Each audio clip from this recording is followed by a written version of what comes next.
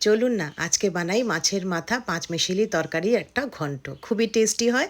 তার জন্যে বড় মাছের মাথাটাকে, দুটো মাছের মাথা কিংবা একটা মাছের মাথাকে ফ্রাই করে নেবেন। নিজের পছন্দের কোনো সবজি নিয়ে নেবেন, কিন্তু আলু, বেগুন আর কুমড়ো হতেই হবে। এটা কিন্তু ইম্পর্টেন্ট। তারপরে যে সবথেকে ইম্পর্টেন্ট সবজি হলো, ওটা কী হলো বলুন তো?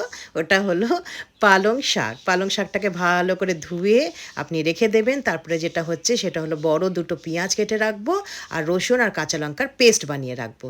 তেলের মধ্যে জিরে, তেজপাতা আর কাঁচা লঙ্কার ফোড়ন দিয়ে সবচেয়ে প্রথমে দিয়ে দেবো এই দুটো কাটা রাখা পেঁয়াজ। পেঁয়াজটাকে একটু ভালো করে ভাজা ভাজা করে তার মধ্যে আমরা রসুন আর কাঁচা লঙ্কার বাটাটা দিয়ে দিলাম। এটা দুটো সুন্দর কষে যাবে, তখন সবচেয়ে প্রথমে আলুটা দিয়ে দেবো। যখন আলুটা একটু নরম হয়ে যাবে তখন আমরা সব সবজিগুলো এর মধ্যে দিয়ে ভালো করে নাড়াচাড়া করব। সবজিগুলো যখন একটু নরম হয়ে যাবে এর মধ্যে দেবো জিরে, ধনে, হলুদ, নুন আর একটু চিনি। বাস এটাকে দিয়ে নাড়াচাড়া করবেন। যখন এই সবজিটা একটু নরম নরম হয়ে আসবে তার মধ্যে আমরা দিয়ে দেবো পালং শাক। পালং শাকটা যখন একটু নরম নরম হয়ে যাবে তখন এটার মধ্যে দিয়ে দেবো মাছের মাথা। মাছের মাথাটা আমি এখানে দেখাচ্ছি না, একটু মানে ভেঙে চুড়ে দিলে তো দেখতে খারাপ লাগে, তো সেজন্য দিইনি।